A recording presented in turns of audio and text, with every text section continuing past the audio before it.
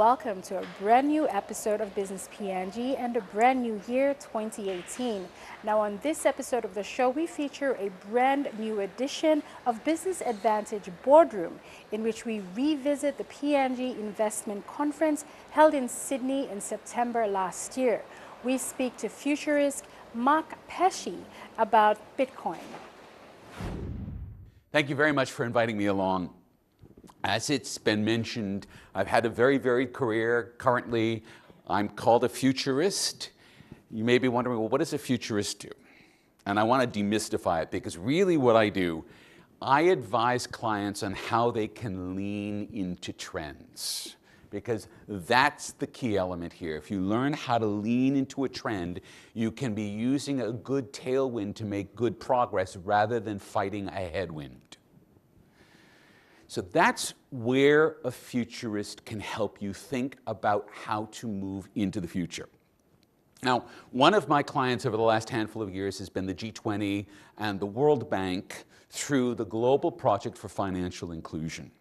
And that has been focusing specifically on ways to work inside of developing economies and to help grow developing economies, particularly by engaging small to medium enterprises and growing small to medium enterprises.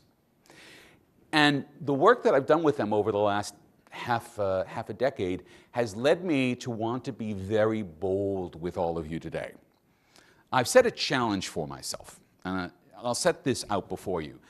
What I did was I took a look at where Papua New Guinea is right now with a GDP of around $2,300 per capita. What we want to do is over the next billion seconds, that's about 30 years, we want to grow that into a middle income status. That's around where Malaysia is today, per capita income of about $9,500 per head. That's in 2017 dollars. You have to figure that that's an annual growth rate of somewhere between 5% and 6% over that next 30 years. So that's a low to middle income country. Do it in 30 years. That was my first challenge. Now again, it's a billion seconds. I've recently launched a podcast that you can listen to called The Next Billion Seconds. I think of that as being a very good length of time because it's a generation, and you can start the work today that really bears fruit in a generation. Now, a billion seconds takes us all the way to 2050. And by putting the right processes into place today, PNG can be in an incredible position in 2050. And you already have a Vision 2050 plan. My recommendations that I'm making you today are designed to sit alongside that plan. Now, I set another challenge for myself, which was to respect the culture of Papua New Guinea, which has the distinction of being one of the least urban cultures in the world. It's because I want you to take these recommendations on board, and you can only do that if it's possible to implement these recommendations, which means they have to work for you. They have to work for PNG, for where PNG is.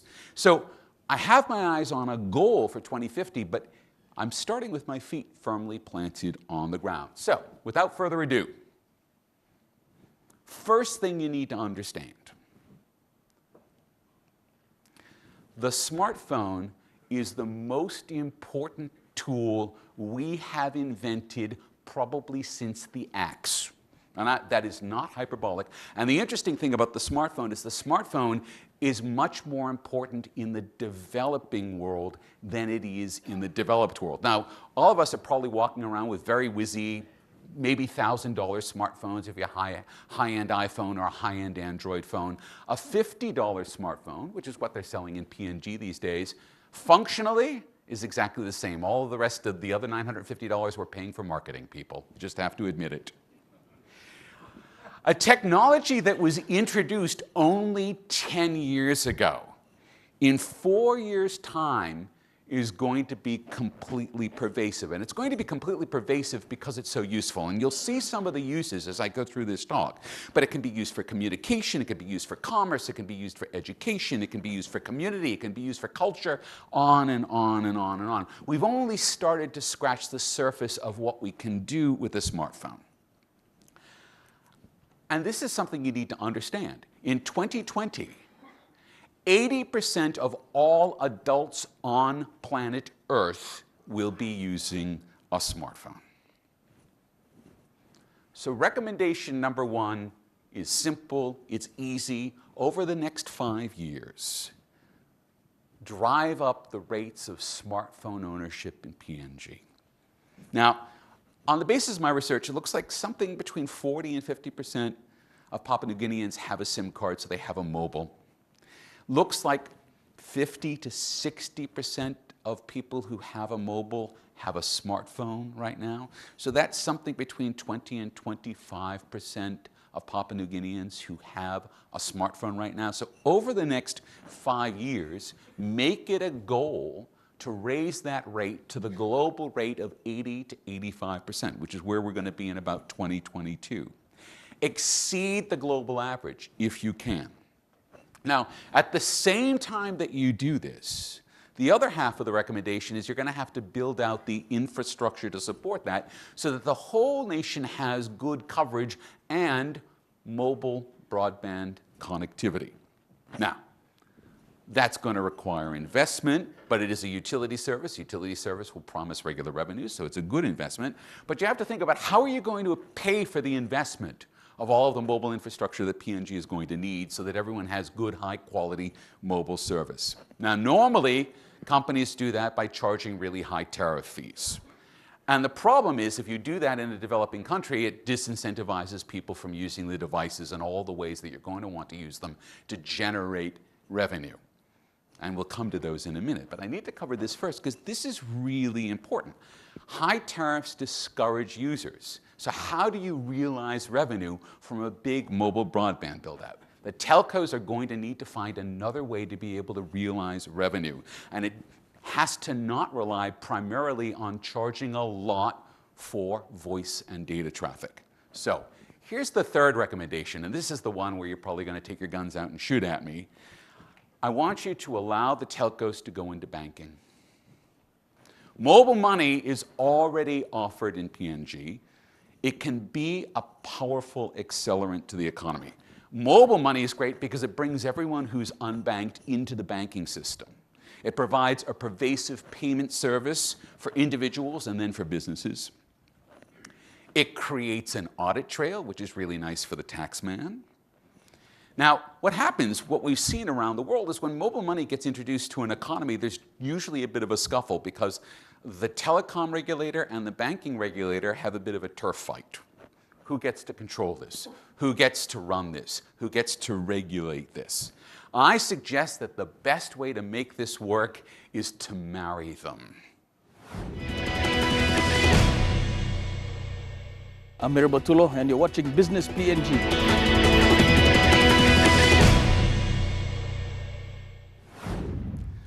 Put the two together. Let the telcos go into banking. Let the banks go into telecoms. Now, in practice, what that means is there's going to be some very interesting acquisitions. Digicel should probably be buying. What's the largest bank in PNG? So there you go. That's a marriage made in heaven. And I know everyone thinks this is going to be some unholy union. But what happens is the outcome of this is one of the most interesting businesses in the world because it's a business that understands both banking and communications. And the fact that in the developing world, those are two sides of the same coin. The profits that you make by bringing people into the banking system will amplify that banking system, and that then pays off for the telco infrastructure build. So these are sort of three core infrastructure elements that you want to focus on in the next 5 years. You want to promote smartphone ownership as much as you can. You want to have low tariffs on voice and data by building out your infrastructure. And you want to have this combined banking and telco industry service offering. All right, so I've told you what to do. Why are you doing this? Well, you're going to use this for banking, but you're going to use this for a lot more than banking. And it comes back to this idea that a smartphone is now becoming a universal tool. And we're going to start very simply just by using the smartphone to increase the capacity of the individuals who have smartphones. And one of the things that you want is you want every child in PNG to have access, presumably through a parent, to a smartphone. Why? One word: Wikipedia. Now, Wikipedia already exists in English. It's got 5.5 million articles in English. It exists in simple English. It actually already exists in Tokpisin. But the interesting thing is, because I did a little research about that, when you go to the Tokpisin entry in Wikipedia, there's only 1,400 and some odd articles inside of that. So that's not even a child's encyclopedia, which would normally have about 20,000. This is something that I want you to take a look at. Now, I know Jimmy Wales, founder of Wikipedia. A couple of years ago when he was touring Australia, we had a deep conversation. I said, what does it take to get Wikipedia started in a particular language? It says it takes 5 dedicated individuals. That is the seed of a project that then will grow into a full version of Wikipedia. And those people mostly spend their time just translating articles out of other editions of Wikipedia. It's hard work for those 5 people. Those 5 people are true believers, but it's real work. So the next challenge I'm presenting to you is, can you find a way, maybe through the university, maybe through a community effort, to sponsor folks to get the Tokpisin version of Wikipedia going strong, going, so that it's accessible to everyone in PNG. And I mention this because the other half of this recommendation is you're going to have the telcos offer Wikipedia for free, just the same way they offer Facebook and Twitter for free today when you get mobile service. You're going to want that because Wikipedia is pretty much the best learning tool we've yet come up with. And it's created by all of us. It is a reflection of all of us. Making it freely available makes it an opportunity for everyone to be involved, not just learning, but contributing to it. So as they learn, they will add their own entries. And you're going to have the best of all worlds, because you're going to have Papua New Guineans building their own version of Wikipedia, driven by their own needs, driven by their own interests. Obviously, the sections on rugby are going to be extensive. There's only one entry in the Tokpisin version on rugby right now, which tells me something. So this is the learning tool. For kids, it's the learning tool for adults. That's the point here, because a smartphone is the tool for communicating knowledge. It's a tool for commerce. But more than everything else, it's a tool for sharing. It's a tool for sharing what we know. It's a tool for sharing what we need. It's a tool for sharing what we have on offer. And best of all, this is something that works in the city and it works in the highlands, because the signal reaches everyone everywhere. And where the signal reaches, the smartphones and the knowledge and the commerce follow. All of that's going to happen by itself, slowly, but this is the way the wind is blowing, so I want you to lean into it. I want you to prioritize the infrastructure that supports this kind of sharing. Place value on the kinds of sharing that improve the capacities of the nation, that improve the capacities of the people in the nation. What you'll do is you'll create a virtuous cycle of feedbacks. People will be learning more, and they will be learning how to learn more, because you've built the infrastructure to support it. Now, getting all that done is going to take a little time. People move quickly, businesses move gradually, governments move glacially. But the government can frame a vision for where they want the nation to be in the early 2020s. Businesses will respond to that. Businesses will begin to plan for that world. People will step up and take their part in building that future. And in the background, the government's going to do the very slow, the very hard work of marrying the financial system to the telcos in a way that doesn't cause either of them to become wildly unstable. The Bank of PNG is going to be offering a lot of advice on how to make that work in a way that brings people into the banking system in a way that is sustainable and profitable. So yes, move slowly, but over the next 5 years, move deliberately. And do that because people aren't going to stop moving. This is already happening. They are already moving. You're going to need to keep pace with them so that by 2022, when they arrive and they have their smartphones and they're ready to use them to build the economy, you're going to be able to meet their needs. Okay. Further we move into the future, that's the first 5 years. Now we're going to take a look at the 10 years after that. So this is 2023, 2032. Further we move into the future, the more interesting it gets.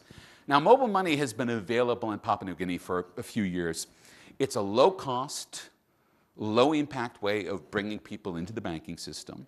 It's only the starting point of where we're going.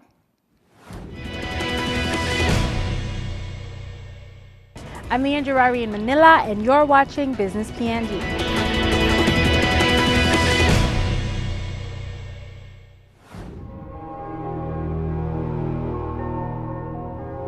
Tuna fishing in the Pacific Islands region has a rich history.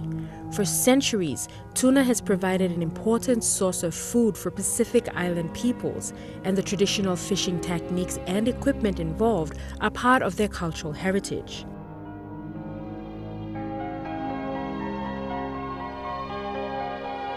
Today, tuna is also an important source of income and employment for many island countries.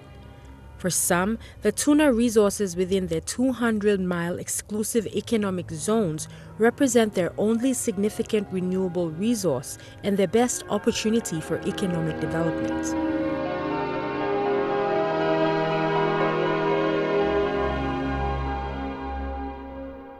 The fishery in the Western and Central Pacific Ocean is therefore diverse, ranging from small-scale artisanal operations in the coastal waters of Pacific states to large-scale industrial purse-seine, pole-and-line, and longline operations in both the exclusive economic zones of Pacific states and on the high seas. The main species targeted by these fisheries are skipjack tuna, yellowfin tuna, big-eye tuna, and albacore tuna. Large-scale tagging experiments are required to provide the level of information necessary for tuna stock assessments of tropical tunas in the Western and Central Pacific Ocean. NFA has sponsored tagging of tuna in PNG waters. Why PNG waters? Because PNG waters contains or sustains one of the biggest skipjack population. It has the big breeding grounds here in PNG. So we have provided assistance in terms of science, scientific assessments, scientific advice, but most recently dealing with tuna tagging. So that's why we work with NFA, and we've collaborated.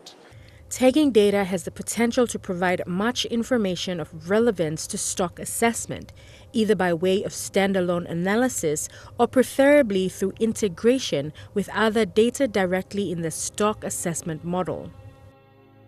Stock assessments of the main targeted tuna species are based on the integrated analysis of catch, effort, size composition, and tagging data using a length-based age-structured, spatially explicit fish population dynamics and stock assessment model known as multi-fan CL. So of course everyone knows that we need to protect our tuna. We need to understand resources. So this collaboration is crucial between regional entities. So not only with NFA and PNG, but across the whole Pacific, because the tuna is a migratory species. And if you catch tuna, for example, in Marshall Island, and if you catch tuna in Micronesia and FSM, and then you catch tuna in PNG, there's an impact on the whole regional stock. It's not just the stock within PNG or the stock within different EEZ. This is regional. So the collaboration between each country is crucial to collect data and work all together as a big team. Because the Pacific, it belongs to all of us. So it's very important that we collaborate all together. And study the tuna stocks is crucial because, of course, you don't want to overfish your stock. So the scientists at SPC are the scientific arm of the Commission, the Western Central Pacific Commission, that put in place regulation as well as recommendation to each country that they have to follow certain quotas or certain VDS. We talk about VDS. And our role is to give the scientific advices back to the country, back to the Commission. Tuna tagging has been a core task of the Pacific Community's Oceaneer Fisheries program for a long time.